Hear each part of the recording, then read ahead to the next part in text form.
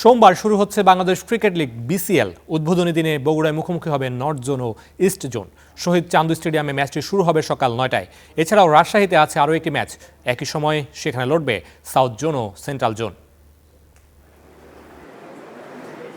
বাংলাদেশের head coach Phil Simmons, senior সহকারী coach Salahuddin, spin bowling coach Mushtaq আহমেদের তীক্ষ্ণ দৃষ্টি পরখ করে দেখছেন শান্ত তানজিদদের।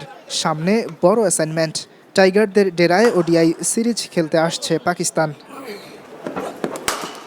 টি-20 বিশ্বকাপ না খেললেও অবসরে থাকার সুযোগ নেই বাংলাদেশের ক্রিকেটারদের। কিছুদিন আগেই খেলেছেন অদম্য টি-20 কাপ।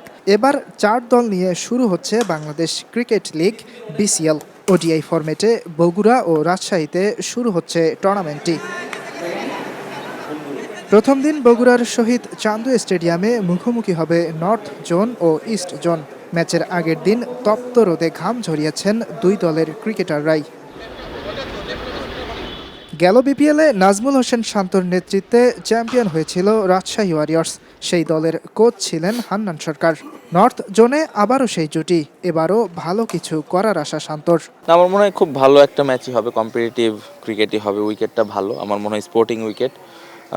দুই দলের জন্যই সুবিধা থাকবে এবং ব্যাটিং বোলিংয়ের সুবিধা থাকবে। সো যে দলটা বেটার ক্রিকেট খেলবে অবশ্যই তারাই জিতবে। বাট আমার মনে হয় যে আমরা খুব ব্যালেন্স একটা সাইড, আমরা আমাদের বেস্ট ক্রিকেটটা খেলতে পারলে আমার মনে হয় যে রেজাল্টটাও আমাদের দিকে আসবে। নর্থ জোনের অধিকাংশ ক্রিকেটার জাতীয় দলের, তুলনামূলক শক্তিশালী দল ধরা হচ্ছে এই দলটাকেই। তবে ইয়াসির আলী রাব্বি আত্মবিশ্বাসী তার দল নিয়েও। প্রথম ম্যাচেই জয় পাওয়ার আশা। দোনোটা ডিপার্টমেন্টই আল্লাহর মতে খুবই ভালো, খুবই ব্যালেন্স টিম আমাদের। ইভেন স্পিনারদের আপনি যদি দেখেন, নাইম আছে, নাসুম, দুজনই ন্যাশনাল টিমের সবসময় নিয়মিত প্লেয়ার। উপর থেকে আপনি যদি দেখেন ইমন, জাকির, অমিত, সৌরভ ভাই, আমি, পাটু, এদিকে সাইফুদ্দিন আছে, নাইমও ব্যাটিং করতে পারে। তো আমার কাছে মনে হয় যে ভাই আলহামদুলিল্লাহ আমাদের খুব ব্যালেন্সড একটা টিম।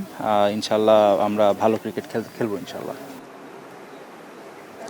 3 ম্যাচের ওডিআই সিরিজ খেলতে আগামী মাসেই বাংলাদেশে আসবে পাকিস্তান। তাই বিসিএল অনুষ্ঠিত হচ্ছে ওয়ানডে ফরম্যাটে। পাকিস্তান সিরিজের প্রস্তুতি এই টুর্নামেন্ট দিয়েই সারতে চায় বাংলাদেশ।